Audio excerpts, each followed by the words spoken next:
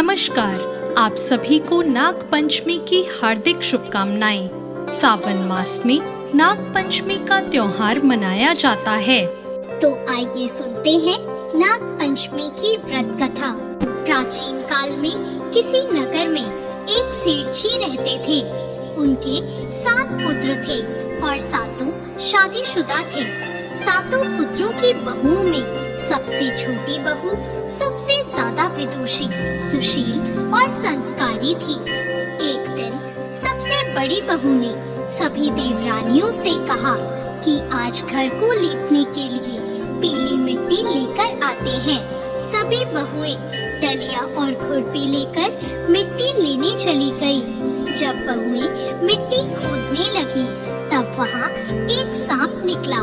बड़ी बहू उस सर्प को खुरपी से मारने लगी तो छोटी बहू बोली, मत मारो इसे, ये बेचारा तो निरपराध है। यह सुनकर बड़ी बहू ने सर्प को नहीं मारा।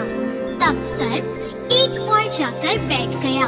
छोटी बहू ने सर्प से कहा, आप यहाँ से जाना मत, मैं अभी आती हूँ। ऐसा कहकर छोटी बहू सर्प के लिए दूध लेने चली गई। घर पहुंचकर वो अपने कामों में लग गई और सर्प को किया वादा भूल गई।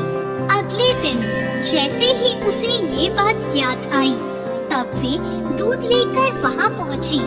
तब उसने देखा सर्प तो वहीं बैठा है। सर्प को देखकर वो बोली, भैया मुझे माफ कर दो, मैं अपने कार्य में लगकर आपसे किया वादा भूल गई। तब सर्प बोला, मुझसे झूठ बोलने के लिए मैं अभी तुझे डस लेता, लेकिन तूने मुझे भैया कहा है, इसलिए मैं तुझे छोड़ रहा हूँ और आज से तू मेरी बहन हुई। तुझे जो चाहिए मांग ले। छोटी बहू बोली, भैया मेरा कोई नहीं है, मुझे एक भाई मिल गया, मुझे और कुछ नहीं चाहिए। बस जब भी मैं अपने भाई को पुकारूं तुम चले आना। कुछ दिनों बाद सावन के महीने में सेठ जी की सभी बहुएं अपने अपने पीहर जाने लगी और छोटी बहू से बोली, तेरा तो कोई पीहर नहीं है, तू कहाँ जाएगी? यह सुनकर छोटी बहू बहुत रोई। तभी वह सर्प एक मनुष्य का रूप धारण करके उसके घर आया और बोला, मेरी बहन को भेज दो। तब सबने कहा, इसका तो कोई भाई नहीं है। तो वह बोला, मैं दूर के रिश्ते का भाई लगता हूँ। इस तरह विश्वास दिलाने पर घर के लोगों ने छोटी बहू को उसके साथ भेज दिया। रास्ते में उसने छोटी बहू को बताया, बहन मैं तुम्हारा भाई सर्प हूँ और तुम्हें अपने साथ अपने घर नागलोक ले जाने आया हूँ। तुम डरना मत, तुम मेरी पूंछ पकड़ लो।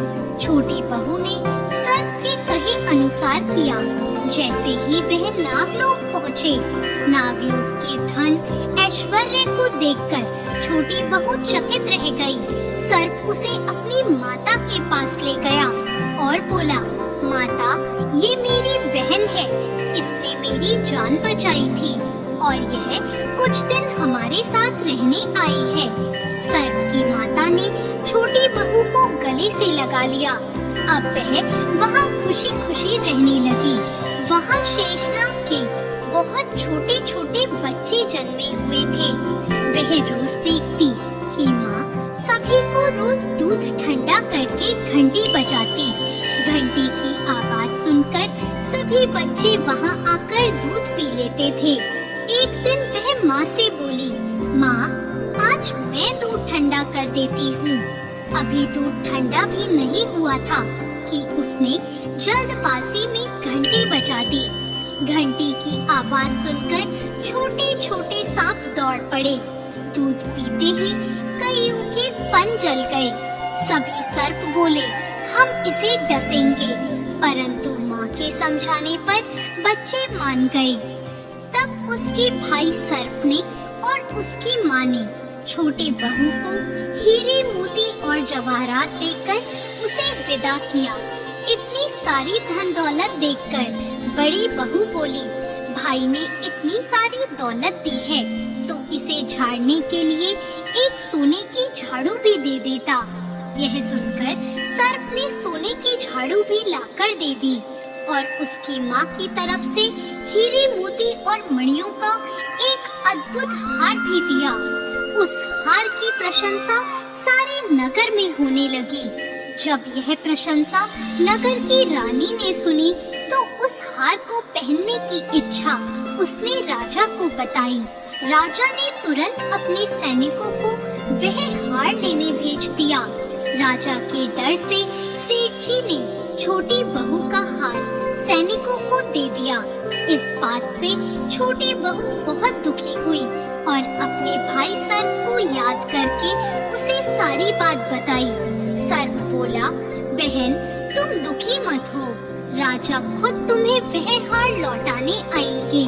रानी ने जैसे ही वह हार पहना, वह हार सर्प बन गया और रानी ने डरकर वह हार फेंक दिया। यह देखकर राजा ने छोटी बहू को उपस्थित होने का आदेश दिया। सेठ जी स्वयं छोटी बहू को लेकर गए।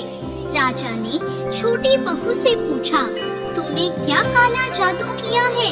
छोटी बहू बोली, राजन मुझे क्षमा कीजिए, यह हार ऐसा ही है। ये हार मुझे मेरे भाई ने दिया है। इतनी देर में वह नाग वहाँ प्रकट हो गया। नाग बोला, यह मेरी बहन है और यह हार मैंने इसे दिया है। यह देखकर सभी लोगों ने नाग देवता को प्रणाम किया। क्योंकि उस दिन पंचमी तिथि थी, इसलिए उस दिन से नाग पंचमी का त्योहार मनाया जाता है।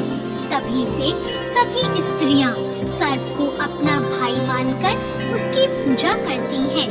धन्यवाद।